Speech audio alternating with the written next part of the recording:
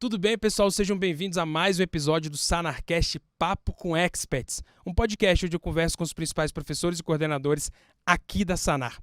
Olha que interessante, a gente está numa série chamada Saúde Mental da Criança ao Idoso e no episódio de hoje eu vou conversar com o professor Saulo para poder entender o que é a síndrome de Hikikomori e como é que isso afetou tanta gente durante a pandemia. Eu te vejo logo depois da vinheta.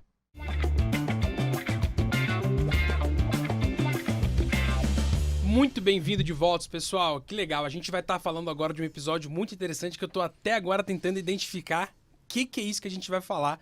E a gente vai contar com a presença da professora Natália e do professor Saulo. A gente vai falar sobre a síndrome de Hikikomori. Hikikomori, é isso, Saulo? Exatamente, Hikikomori. Vou bater sua ficha antes. O Saulo é coordenador aqui da pós de graduação de psiquiatria da Sanar.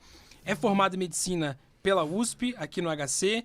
Fez residência médica no HC aqui também na USP e no IPQ.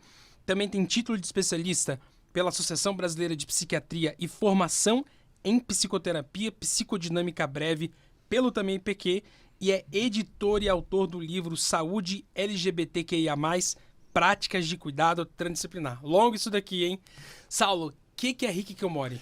Então, você sabe que desde a pandemia, né, as pessoas elas estão começando a prestar um pouco mais atenção para essa síndrome, que é uma síndrome que se acreditava rara, tá? E apenas cultural na Ásia, por isso esse nome, né? Hikikomori com K, e tem um nome asiático. Mas essa síndrome se refere a um isolamento social autoimposto. Então são pessoas que vão passar a ficar cada vez mais dentro do quarto, dentro de casa, não saem, tá? E passam a ter uma vida cada vez mais virtual.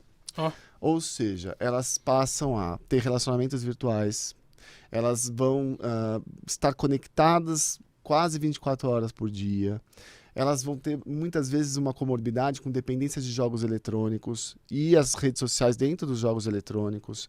Então a pessoa passa a viver dentro do mundo virtual em detrimento ao real.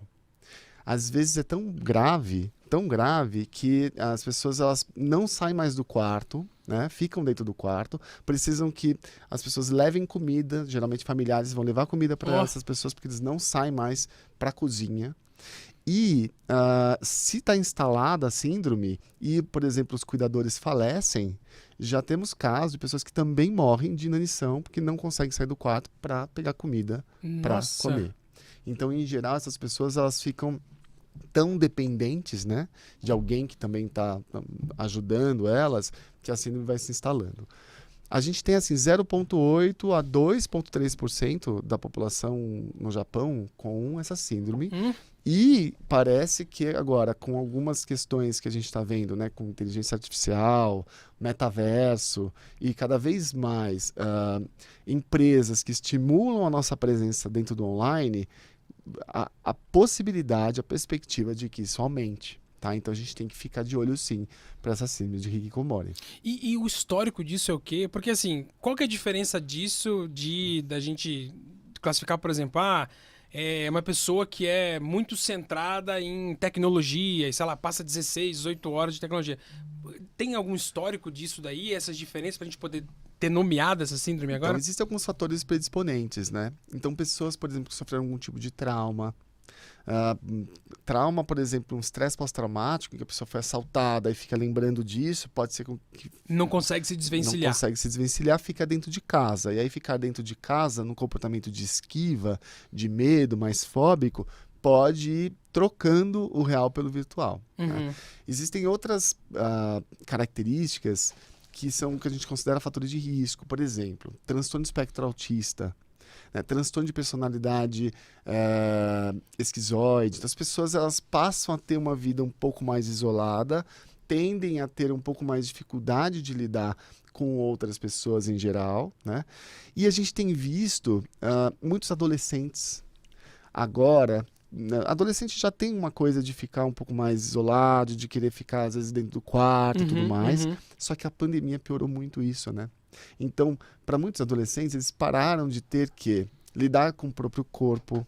Então, questões de imagem corporal, que são, em geral, um motivo de sofrimento para adolescente, não precisa mais lidar, porque está dentro de casa, né? Está dentro do quarto, faz os estudos dentro de casa, estuda dentro de casa, e aí Muitos deles, nessa volta às aulas, começaram a ter vários transtornos, depressão, ansiedade e também querer ficar dentro do quarto e se isolar dentro do quarto por dificuldade aí eu não sei mais como que é ter habilidades sociais para lidar com o olhar do outro sobre mim. Legal, né? legal. Então tem esses fatores, mas também tem pessoa que pode estar muito deprimida, vai ficar mais dentro do quarto, ansiosa, com pânico, ataques de pânico também aumenta risco.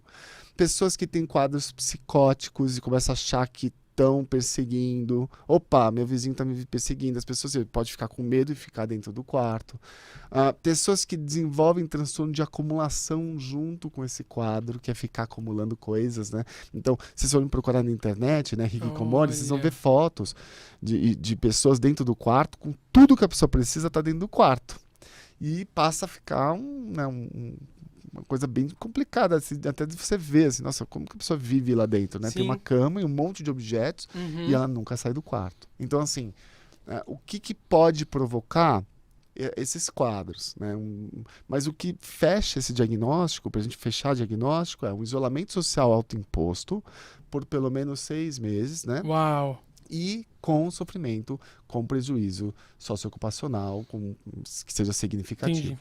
Ô, Nath, se tem uma população que já tende a sair menos de casa, é o idoso, né?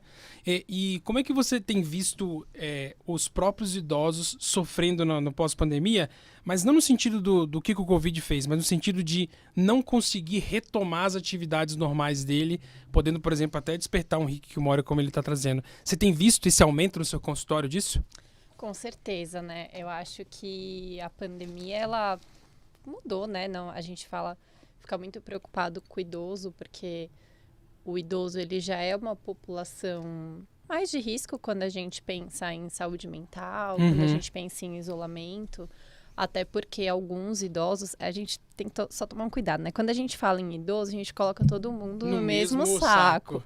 Mas existem vários tipos de idosos, né? Existem desde o idoso crossfit até o idoso síndrome demencial avançada, né? Abrindo parênteses, nada a ver aqui. Um idoso crossfit, por exemplo, tem uma atriz da Globo que fez 80 anos de idade. Caramba, agora eu esqueci o nome dela. É uma super, super legal. Nossa, gente, ela tá, tipo assim, 80 anos de idade. Maravilhosa. Eu vou lembrar o nome até o final do episódio, depois eu coloco pra vocês aqui. Que a minha esposa falou assim, Vinícius, olha aqui, 80 anos de idade, parece que não tem nada, entendeu? Exato. Então, assim, esse idoso, eu brinco, falo que é o idoso crossfit, né? Esse idoso crossfit, na verdade, ele se assemelha muito, né? Tem as suas particularidades por ser idoso, mas ele se assemelha mais a um paciente adulto, né? O adulto jovem.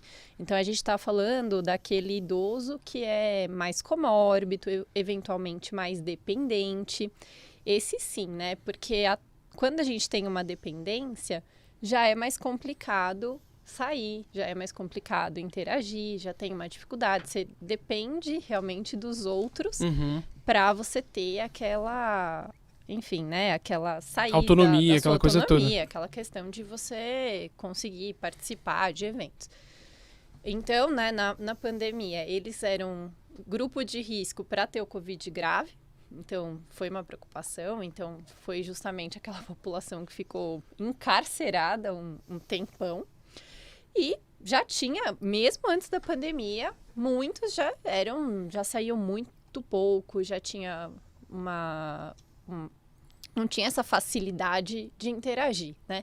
Uma coisa boa da pandemia, que eu acho, é que a parte da tecnologia, apesar de que a gente tá vendo essa síndrome aí, que ela pode ser um risco, né, para esse auto-isolamento, mas de uma certa forma, a pandemia, ela aproximou a tecnologia pro idoso. Porque esse idoso aí mais dependente, o que aconteceu? Todo mundo tinha um pouco de preconceito em fornecer a tecnologia. Não, ele não vai se adaptar com consulta online, ele não vai se adaptar com videochamada, ele não vai se adaptar com computador. E a gente precisou quebrar esse preconceito durante a pandemia para se aproximar desse público. Então, eu vejo que assim, né, tem os dois lados e aí depende muito das pessoas que te cercam, muito das pessoas que cercam esse idoso. Então, as pessoas que conseguiram fazer disso um bom uso, o idoso, ele conseguiu permear melhor, usar melhor a tecnologia e mesmo durante o período de isolamento, conseguiu aí manter seus vínculos, conseguiu interagir de uma certa forma, mas tem sim um grupo que, por conta aí desse isolamento forçado e por conta já desses fatores de risco, como a gente comentou, acabou ficando mais isolado. E aí, quando esses idosos, eles entram, né, num quadro, seja depressivo, ansioso, qualquer quadro de saúde mental, nessa população, é muito mais difícil de sair, né? Então, com certeza, teve um impacto, sim, para essa população. Agora, não é só idoso, né, Saulo? Pelo Não. jeito, na verdade, Não, a maioria não é idoso, né? A maioria não é idoso, a gente vê muitos adolescentes e adultos jovens, né, entrando nesse quadro de ficar... Porque o que acontece na internet? Na internet, ela é um campo, um lugar com menos frustração. As pessoas, em geral, elas ficam elas vão escolher lugares onde elas vão interagir, são lugares em que elas se sentem aceitas, né? Em lugares onde elas se sentem amadas, respeitadas, escutadas, em geral, com pessoas que pensam da mesma forma, né? Então, tem muito menos frustração, né? Tem a questão que eu falei, não precisa lidar com o corpo. Muitas vezes a pessoa pode criar uma outra persona, pode ser outra pessoa, né? E aí ela passa a viver como essa outra pessoa.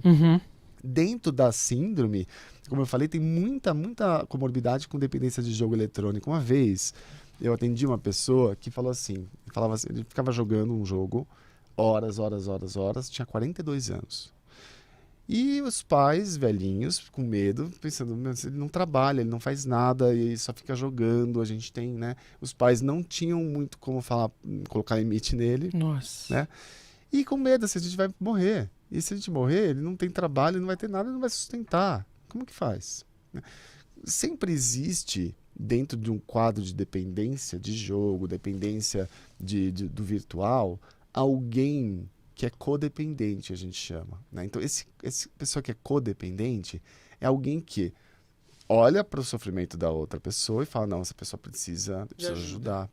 E ela passa a fornecer o mínimo. Né? Algo semelhante acontece com pessoas obesas mórbidas que ficam presas na cama, por exemplo. Né? A pessoa está lá, ela não consegue levantar da cama e tem gente levando comida, e muita comida, para essa pessoa, porque ela, né, de alguma forma, culpa as pessoas que estão por lá pela sua questão, ou traz, né, algum tipo de manipulação psicológica e as pessoas compram, ou as pessoas se sentem culpadas por terem feito algo no passado, né? Tem muita questão aí e acabam dando comida e oferecendo os insumos que fazem com que a pessoa permaneça naquele lugar. Então, em geral, quando a gente vai tratar esses quadros de transtorno de acumulação, de dependência de jogo eletrônico, de hikikomori, de obesidade mórbida, a gente precisa sempre olhar, ter uma abordagem holística para entender quem é que está fornecendo aí esses insumos, que a gente tem que trabalhar essa pessoa também. Tá. Isso eu acho, assim, um ponto que você falou, Saulo, que a gente vê em idoso, né? É o ambiente que é doente, Sim. Não é só aquela pessoa. Exato. Então, normalmente você tem outras pessoas envolvidas, porque a gente centra, né, no paciente, mas na geriatria é muito comum a gente olhar para o cuidador, a gente olhar para a família, porque a gente entende, existe um domínio, né, quando a gente vai fazer a avaliação geriátrica ampla, são vários domínios que a gente avalia, porque a gente entende que a saúde, quando a gente fala em saúde, a gente não consegue entender e cuidar de uma pessoa quando a gente trata só comorbidades ou doenças que ela tenha. A gente tem que olhar outros domínios que fazem parte da saúde. E um domínio muito importante para o geriatra, que até quando a gente vai para pacientes mais jovens, né, o clínico acaba que não presta tanta atenção, eu acho, é o domínio social. E o domínio social é justamente olhar o ambiente. Então, olhar o cuidador, olhar as pessoas que estão próximas, olhar a família, entender que nem sempre cuidador é familiar. Então, acho que tem essa... E aí é isso que você está explicando, né? Tem alguém que está lá também propiciando esse ambiente que é um ambiente ruim. E aí, assim, não é só essa... Imagino eu que, assim como no idoso, não é só aquele idoso que tem algum problema de saúde mental, mas essa pessoa que tá também, de uma certa forma, enfim, achando que tá ajudando, ela também tem algum grau aí, algum distúrbio, né? Alguma alteração da saúde mental. Talvez ela não tenha o hikikomori, mas ela deve ter também alguma coisa que precisa ser cuidada. A gente fala de questões psicodinâmicas, né? Porque às vezes culpa, vergonha, ódio, raiva, amor, superproteção. Isso tudo pode fazer com que as pessoas percam a autonomia, né? E aí essa perda de autonomia vai significar mais dependência. E às vezes a dependência faz com que o cuidador se sinta, opa, eu tenho o meu papel aqui de cuidador. Sem a pessoa que precisa ser cuidada, qual é o meu papel pro cuidador? Né? E isso é uma tendência, né? Então, assim, se a gente for olhar para o mundo, eu acredito que a tendência é positiva, né? Cada vez mais pessoas vão estar isso. Como é que você tem lidado com isso no consultório? E para as pessoas que querem, por exemplo, que vão atender psiquiatria cada vez mais, qual que é o jeito que você aborda esse tipo de paciente que vai chegar e que, pelo jeito, vai chegar cada vez mais? Então, veja, a gente vai tentar primeiro identificar qual que é o fator predisponente, qual que é o fator de risco. É depressão, ansiedade, a gente vai tratar. É quadro psicótico, a gente trata. É uma dependência de jogo eletrônico, a gente trata, né? Tem tratamento também, medicamentoso e não medicamentoso. A gente tem aqui entender questões psicodinâmicas. Opa, esse adolescente está com dificuldade aqui, não quer mais ir para a escola, quer ficar dentro do quarto porque sofreu algum tipo de trauma, está sofrendo bullying na escola. Então, identificar outros fatores, né, como a Nath falou, sociais, que podem estar interferindo com esse comportamento e causando esse comportamento dessa pessoa. Eu falo muito adolescente, que é mais frequente, mas a gente também vê em adulto, né? E também, veja, é entender o impacto da tecnologia e o impacto de o que vem acontecendo quando as pessoas ficam demais nas redes sociais. A gente nunca teve tanta gente falando, estou com dificuldade de concentração, devo estar com TDAH, quero tomar medicamento para isso. Por quê? Porque a rede social ela faz com que a gente fique menos concentrado, porque cada vídeo tem 5 segundos, Exato. 8 segundos, 10 segundos. Então, gera um impacto de afeto, né? Você tem uma resposta, um react, uma reação ao que você viu e você quer mais. Porque nenhum vídeo, os vídeos, eles não têm a função de dar aquela sensação de completude. Nossa, assisti, que legal. Não. Nossa, assisti, mas faltou algo. Às vezes o vídeo ele é cortado 2 segundos antes. Falta algo. E aí esse algo você vai procurar no outro vídeo, que vai fazer faltar algo. E aí a gente fica naquele lugar da rede social e fica lá por horas, né? Que é o que a rede social quer. Ou capturar nossa atenção para sempre, para a gente virar consumidor para sempre dentro da rede. Exato. Então, como é que a gente sai disso? Atividade física, trabalhos manuais, hobbies, né? Desenvolver outras habilidades. Procurar por, o que eu gosto de fazer? Eu gosto de cozinhar, fazer um curso de culinária, fazer alguma comida aqui, aprender, até na rede social, mas estar aqui fazendo a comida. Então, a gente entender que a rede social e a internet, ela pode ser muito positiva para quando a gente entende e sabe utilizar e percebe o nosso papel. Então, assim, uma mensagem final para pessoas, como que eu sei que eu estou entrando na rede social desse jeito, né? Entre como um sujeito, não como um objeto. Ou seja, entrar como sujeito eu estou procurando preciso saber sobre depressão na internet. Você vai lá e pesquisa sobre depressão, faz a sua pesquisa, nananã. Entrar como sujeito passivo, como objeto, deixa eu só entrar para ver o que tem. E aí você passa a consumir o que a internet te oferece. Não façam isso. A gente tem que procurar informação na internet. A gente não pode ficar lá vendo o que a internet nos oferece, porque senão a gente entra nesse lugar aí de passivo e né, com alto grau de problemas de riscos e transtornos mentais. Anota aí, Trafa. A gente já tem uma nova série que vai ser Redes Sociais com Saulo Ciasca. Eu tô doido para poder ver isso. Saulo, muito obrigado. Nath, muito obrigado. A gente vai falar no próximo episódio sobre como é que a residência médica tem afetado os sonhos dos estudantes e o burnout relacionado numa próxima fase de vida. E se você quiser saber mais, acesse sanar.med/podcast. Muito obrigado, pessoal. Foi excelente e a gente se vê na próxima. Até tchau, mais. tchau. Boa.